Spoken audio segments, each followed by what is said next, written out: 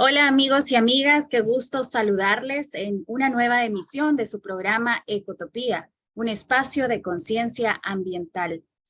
Hoy queremos también saludar a las personas que nos escuchan a través de las radios comunitarias asociadas a ARPAS y en Spotify. Ahí nos encuentran como Ecotopía. Gracias también a quienes nos ven en todas las demás plataformas digitales. Hoy tenemos un tema importante para el contexto que estamos viviendo y para tener este diálogo en torno a cuáles son las alternativas desde los territorios, desde las propuestas de las organizaciones sociales. Hablaremos sobre la gestión integral de riesgos ante la crisis climática. Y tengo el gusto de presentarles a nuestra invitada para esta oportunidad. Ella es Magdalena Cortés, coordinadora de la Mesa Permanente para la Gestión de Riesgos. Magdalena, ¿cómo está? Gracias por su tiempo y por acompañarnos en Ecotopía. Buenos días, Jocelyn. Buenos días a toda la audiencia de Ecotopía. Muchas gracias por permitirnos compartir con ustedes algunos de los elementos que ha analizado la Mesa Permanente para la Gestión de Riesgos en esta situación. Así es, Magdalena. Y bueno, hay que mencionar que el lunes 3 de julio fue el día más caluroso de la historia hasta este momento, según lo confirmó la Administración Nacional Oceánica y Atmosférica. Por primera vez en 7 años se están desarrollando condiciones características del fenómeno del Niño, que se traduce en ausencia de lluvias y que puede generar el incremento de las temperaturas mundiales de acuerdo con la Organización Meteorológica Mundial. A la vez, se pronostica la ocurrencia de fenómenos meteorológicos extremos como ciclones tropicales, sequías que afectarían negativamente las principales cosechas de maíz y frijol, como lo ha compartido la Mesa Permanente para la Gestión de Riesgos a través de un comunicado. La información científica, los testimonios de las comunidades de las y los defensores de los bienes comunes están claros. Pero nos gustaría hablar un poco, Magdalena, sobre si la respuesta del Estado está correspondiéndose a la gravedad de estas condiciones. Bueno, quizás una de las mayores preocupaciones de la Mesa Permanente para la Gestión de Riesgos es justamente que no hay una respuesta adecuada, digamos, a la situación climática que estamos viviendo. Como usted lo ha señalado, ya, digamos, hay alertas a nivel global, ¿verdad? Ya la Organización Meteorológica Mundial ha dado también su informe sobre el estado del clima y ya asegura que en la región de América Latina la expansión y la urbanización y todo el tema de situaciones que se han dado a nivel de desarrollo, o más bien en nombre de desarrollo, todo esto lo que ha venido a hacer es a incrementar los peligros hidrometeorológicos. Eso sin tomar en cuenta lo que usted ha señalado que tiene que ver con la producción de alimentos, que también es otra preocupación porque los territorios han crecido de manera agigantada y acelerada, pero para construir grandes mega obras, no para producir alimentos. Entonces, esa es una de las preocupaciones y esa es una de las situaciones que motivó a la mesa a hacer un planteamiento sobre cómo vemos y cómo nos está preocupando la situación actual y la situación porque hemos visto cómo el año pasado, por ejemplo, la sequía azotó en el caso de Centroamérica y particularmente El Salvador, y cómo, digamos, no se está retomando esa lección aprendida del año pasado. Justamente hay un tema clave en esto y es cuáles son la base que está a la raíz de que año con año vemos que hay diferentes momentos, diferentes fenómenos que sabemos que son parte de la naturaleza, pero que frente a las vulnerabilidades se generan emergencias, ¿no? Y hemos tenido muchos casos en los que ha habido pérdidas materiales, pero también vidas, Magdalena. ¿Se considera usted que al 2023 y con como usted lo decía, la manera acelerada en que la crisis climática se va pues mostrando y vamos viendo estas señales y estos signos. Se ha aprendido de esas experiencias por parte de quienes deben gestionar, en este caso, las autoridades. Fíjese que justamente uno de los elementos que señalamos en el comunicado de la mesa es que lamentamos que no pasemos de las acciones reactivas a las correctivas y prospectivas. Cuando usted habla de gestión integral de riesgos, tiene que abordar los tres aspectos, ¿verdad? Porque, digamos, son un círculo que usted dice, bueno, hay una emergencia, tengo que reaccionar, sin embargo, tengo que corregir lo que pasó, ¿verdad? La mitigación, y tengo que proyectarme hacia adelante, pensar en otros fenómenos. Pero eso no se está haciendo, ¿verdad? Lo que nosotros vemos es que se siguen autorizando o privilegiando los megaproyectos urbanísticos y proyectos de grandes centros comerciales, y eso en detrimento de los bosques, de los mantos acuíferos, y provocando mayores riesgos, porque lo que sucede es que cuando usted hace un centro comercial, usted hace una vivienda o un complejo urbanístico, y no hace ninguna labor de prevención, ninguna labor de prospección, usted no toma en cuenta que es necesario dejar un área boscosa, que es necesario dejar zonas de infiltración, que es necesario saber hacia dónde va a correr la escorrentía superficial en caso de, y eso no se está haciendo. Esa es una de las preocupaciones, ¿verdad? Que a pesar de que se han hecho señalamientos, alertas a nivel global de cómo esto se va a venir incrementando año con año, la situación se repite, ¿verdad? Y si podemos ver aquí en el Gran San Salvador, usted puede ver la zona de la Valle del Ángel, que tanto han señalado el movimiento de Valle del Ángel, en defensa del Valle del Ángel, que eso va a generar más riesgos. Y no solamente en el corto plazo durante el invierno, sino que a largo plazo, porque los mantos acuíferos están siendo arrasados por, digamos, todo lo que eso, porque por lo que implica, ¿verdad? El hecho de hacer grandes construcciones, no importa que allí, que son mantos acuíferos, se vayan de encuentro. Entonces, eso es lo más complicado, que no se está pasando ni de la reacción, y yo aquí quiero señalar que la reacción incluso es una reacción demasiado poco preparada, porque hasta la respuesta tiene que ser preparada, la organización comunitaria, los mapas, todo esto de la señalización tiene que ser una preparación previa a tener que estar corriendo a la hora del desastre. Hay otro tema fundamental en esta conversación y es el acceso a los alimentos.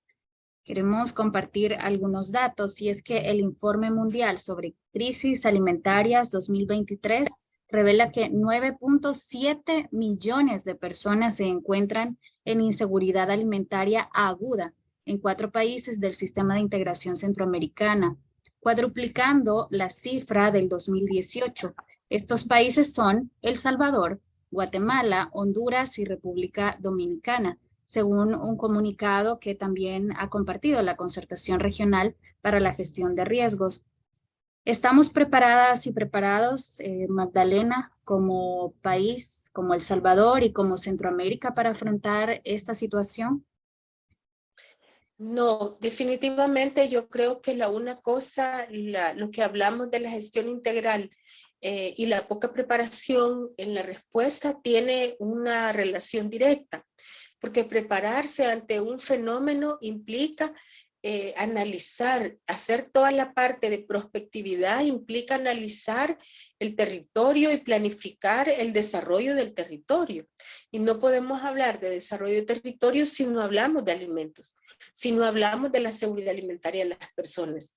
Entonces, como seguimos en una lógica de responder al desastre y de responder en el momento del desastre, no de prepararnos ante el desastre, entonces le podría decir que seguimos en la misma situación de no tener la forma adecuada de de producir o de prepararnos para la seguridad alimentaria. No hay bancos de semillas criollas que le permitan a los y las campesinos y personas de las zonas rurales preparación para decir, voy a sembrar esta semilla, porque usted sabe también, aquí entra muy estrechamente la situación de las semillas transgénicas o los llamados híbridos, porque una semilla que sea resistente a la situación climática que estamos viviendo son las semillas criollas, pero no hay bancos de semillas, no hay preparación previa.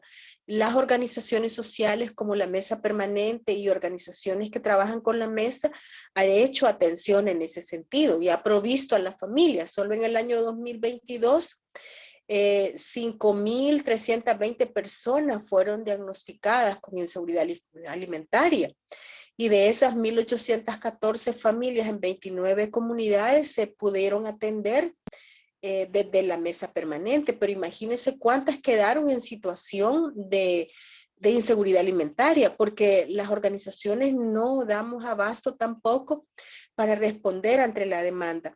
Y no hay preparación, porque si se hubiese preparación en este momento se estaría hablando de cuál es la situación, cuál es el diagnóstico de las comunidades que tienen inseguridad alimentaria, y no se estaría pensando en grandes proyecciones urbanísticas, sino que se debería estar pensando en cómo se asegura la alimentación. Ahora estamos hablando de personas de las comunidades, sin embargo, esto no escapa a las zonas del área urbana. Usted se ha podido ir al mercado, por ejemplo, muchas de las personas se quejan que ahora un whisky les cuesta $1 o un ayote 1.25. Significa que, digamos, ya las zonas urbanas están viviendo en carne propia el tema de inseguridad alimentaria, porque si los salarios son bajos, no va a poder ni siquiera preparar una sopa de vegetales para su familia, porque ni para eso le va a alcanzar. Entonces, no estamos haciendo preparación, no estamos ni siquiera analizando cuál es el tema de inseguridad alimentaria, y responder con paquetes alimentarios, eso solamente es una forma muy de respuesta, pero que será muy de corto plazo.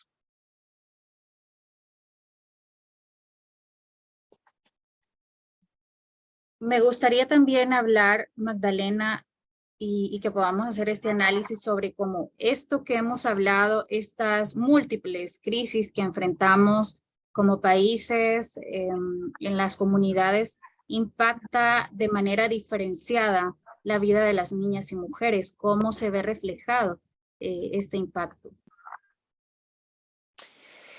Bueno, creo que es conocido de todos y de todas que las mujeres son las que llevan la carga de la situación doméstica en la familia, ¿verdad? Y la situación doméstica pasa por alimentar a la familia, pasa por asegurar el agua y los alimentos en la casa.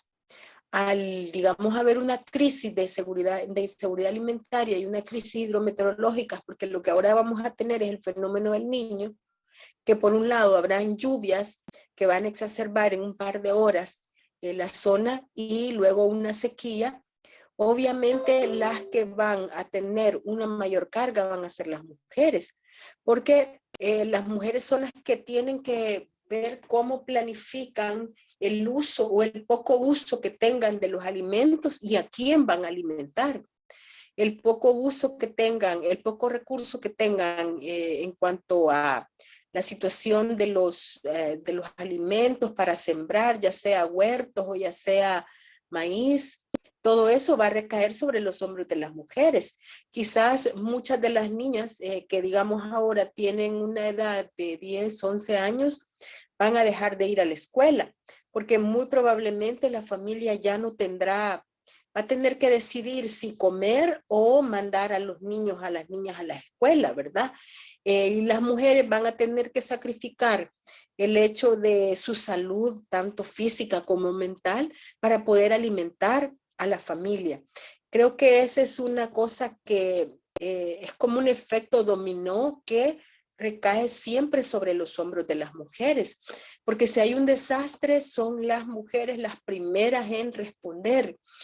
Si hay inseguridad alimentaria, son las mujeres también las primeras en dejar de comer, porque van a preferir darle de comer a sus hijos o a las personas adultas mayores a alimentarse ellas. Entonces el impacto, hay muchas situaciones que podemos ejemplarizar de sacrificios que hacen las mujeres y sacrificios que ya llevan con sí a las niñas también, como dejar de ir a la escuela, como muchos casos quizás buscar la manera de encontrar un trabajo y de ponerse a trabajar a corta edad y dejar la escuela para poder ayudar con los insumos de la casa, ¿verdad? Para poder ayudar con los insumos para los alimentos en la familia, o incluso en muchas ocasiones van a tener que ser las niñas y los niños, los jóvenes, los que tengan que emigrar para poder buscar el sustento de las familias. Ya lo mencionaba Magdalena sobre este contraste de tener exceso de lluvias y por otro lado la sequía. Y esto tiene un impacto directo en la vida de las personas que viven en lugares o en comunidades en mayores condiciones de pobreza. ¿Cuál debería ser, a partir de las experiencias que ya las tenemos claras como país, como región, la formulación de políticas públicas, qué características debería tener y también las decisiones que se tomen desde el Estado para que se aborde de manera integral los riesgos considerando la alta vulnerabilidad de los territorios y estos condicionamientos específicos que, como lo decía Magdalena, están generando estos otros fenómenos como la migración vinculada al cambio climático? Bueno, una cosa importante que hemos señalado es que es necesario fortalecer el Sistema Nacional de Protección Civil, ¿verdad? Hay que clarificar y formalizar las responsabilidades, las funciones, los comportamientos de cada una de las instituciones ante una situación de emergencia, analizar los riesgos que tienen que ser relacionados con los fenómenos hidrometeorológicos, con los climáticos, con los diferentes fenómenos. Es decir, tiene que darse una respuesta integral, ¿verdad? Hay una propuesta de política de gestión integral de riesgos que la mesa permanente trabajó porque es necesario analizar las amenazas, las vulnerabilidades y las capacidades, porque pese a que estamos enfrentando una situación bastante crítica, también es necesario decir que hay capacidades en el país. Usted puede ir y ver cuántos ejercicios, usted lo puede sondear en las redes sociales, cuántas personas están haciendo ahora ejercicios de pequeños huertos caseros, iniciativas de seguridad alimentaria, digamos, de pequeñas en casas, en comunidades. Se pueden tomar algunas medidas en la medida que usted analice el territorio, las comunidades. De ahí salen muchas propuestas y muchas ideas. Hay muchos insumos, hay plantas también que pueden ayudar a la nutrición y a la seguridad alimentaria. Pero tenemos que cambiar la forma de producir y la forma de desarrollo que tenemos en el país. Y esto pasa por una política pública que tenga que ver con la gestión integral. La gestión integral se debe de mirar no solo ante una situación en la que no hay desastre, sino que se debe de mirar en todo tiempo, ¿verdad? Usted tiene que hacer acciones de preparación y esas pueden ir con los diferentes fenómenos que usted puede enfrentar. También, digamos, puede hacer la corrección de los fenómenos que ya le causan un problema y la prospección de cómo debe, siendo que el país está en la situación en la que está, pero si usted no tiene claras cuáles son las amenazas ni cuáles son las vulnerabilidades, las acciones que va a desarrollar en el corto plazo van a ser acciones que probablemente respondan a un determinado fenómeno, pero no a la integralidad como tal. Por eso hemos hablado desde la mesa la urgencia de la integralidad en las políticas públicas, ¿verdad? Para poder hablar de que todo sea, digamos, concatenado, que todos los sistemas, o más bien todas las instituciones estén relacionadas. Aquí entra en juego el tema de la educación, aquí entra en juego la agricultura, la producción, la política, incluso la política de Hacienda, ¿verdad? Sobre el tema de cuáles son los productos que deberían de tener o no tener, ser tasados con un IVA o con un impuesto, o cuáles habría que privilegiar para mejorar la situación en el país. Hay una serie de elementos que se deberían de analizar a la hora de hablar de una política de gestión integral de riesgo en la situación en la que estamos. Para finalizar, Magdalena, ¿cuál es la importancia que para la Mesa Permanente para la Gestión de Riesgos tiene la organización, el unirnos en las comunidades, en diferentes sectores, que justamente la mesa es una articulación de diferentes organizaciones? ¿Por qué esto es importante ante estos escenarios y ante esta práctica de los estados de no abordar de manera integral las realidades que se viven? Bueno, para la mesa permanente la organización es clave. Es clave porque las comunidades conocen sus territorios. Y cuando hablamos de conocer sus territorios, no hablamos solamente de conocerlos para la situación del desastre, sino que podemos decir que las comunidades conocen sus territorios incluso para la producción.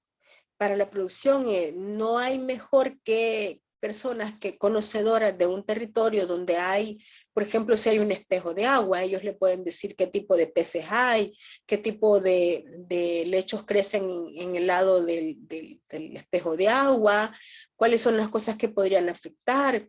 Ellos conocen su realidad en cada uno de los territorios y eso le da a usted la fortaleza de que la decisión que vaya a tomar en un territorio determinado tiene sobre la base el conocimiento de las personas que allí habitan. Y el organizarse implica dar una respuesta unificada y no parcializada. Porque cuando las respuestas son parcializadas, los proyectos no tienen el éxito que podrían tener.